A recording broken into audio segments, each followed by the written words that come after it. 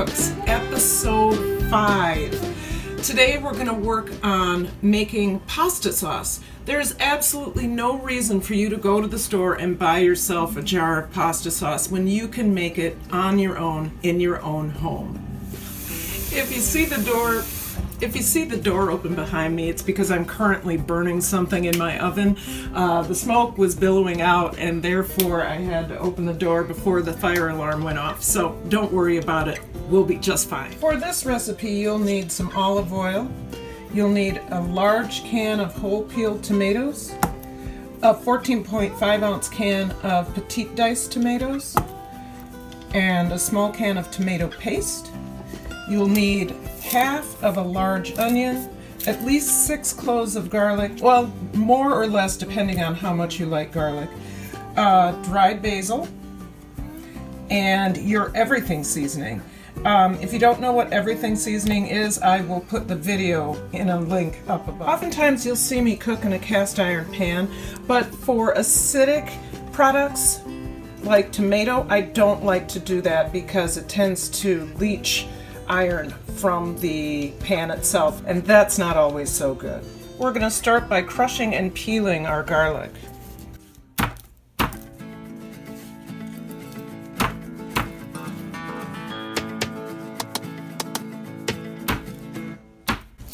Yes, I'm using a meat pounder. It works the best for me.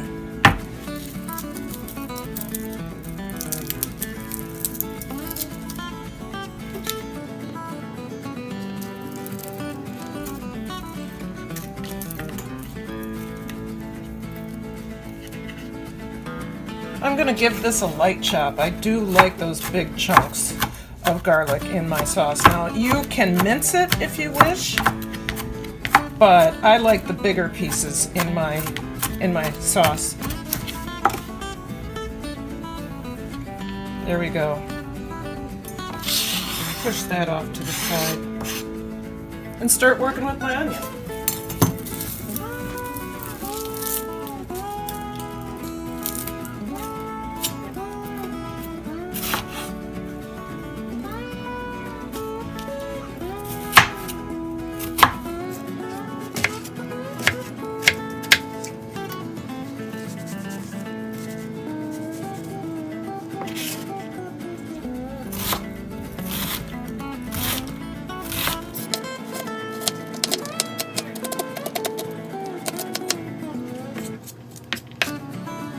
There's our garlic and our onion. You're gonna pour about 2 tablespoons of oil in the bottom of your pan.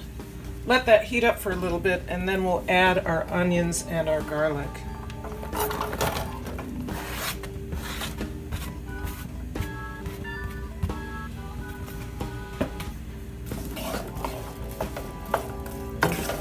You're going to saute until they're just translucent. Your burner is on medium-high.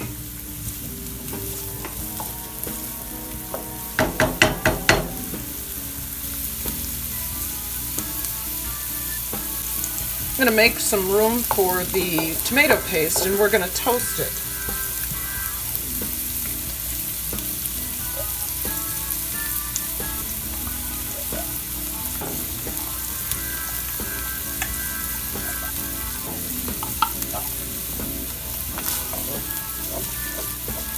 After it's toasted for a few seconds, you're going to mix it in with onions and garlic.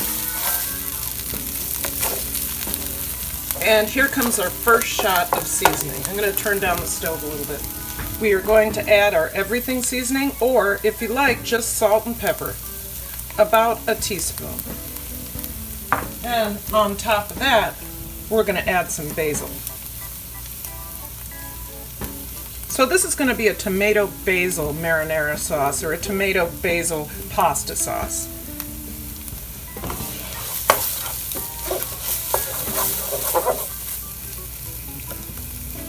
Okay, we've let that toast for about 2 minutes, and now we're going to add in our tomatoes, our whole tomatoes.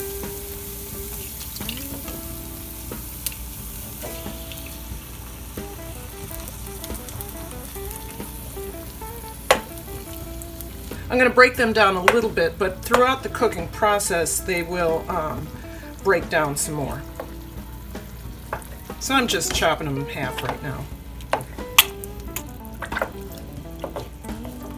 Good. Time to add the petite tomatoes.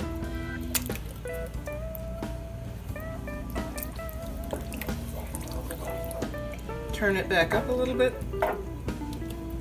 Okay. Add another shot of seasoning. We're going to add everything seasoning, about a half teaspoon to a teaspoon, and another shot of basil. It's going to be a lot more basil than you think it will be. And stir that in. You can use fresh basil too, but I find that dry basil works just as good. You'd have to spend a lot of money on those fresh herbs though, unless you have them in your backyard or somewhere in a pot. I also like to add a shot of red wine, but if you're not 21 yet, don't even worry about it. This just deepens the color and gives it a little bit of a different acidic flavor, but it is certainly not necessary.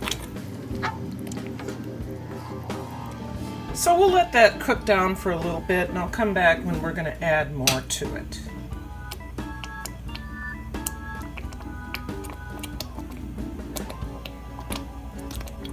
I like to let it cook down with the lid on, but not all the way, so that some of the steam can evaporate and then it will cook down into a beautiful sauce. I just added a whole head of roasted garlic in there. It'll give it a nutty and garlicky flavor beyond the garlic that's already in there. I had my husband taste it and he said it tastes fine right now, but if I wanted to add anything else, to go ahead and do that. So I'll add another tablespoon of basil, and I'll add another teaspoon of the everything seasoning, and that should be it. Stir that in and let it continue breaking down. Sometimes if I'm in a hurry, I help it break down by using a potato masher and getting those bigger chunks of the tomatoes taken care of. But I'm not really in a hurry tonight, so there you have it. Just a tip.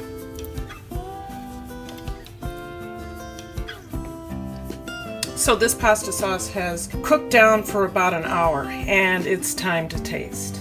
So here we go. It's been cooking for about an hour and a half, and it's got tomato, basil, roasted garlic, and everything seasoning in it. Let's see how it tastes.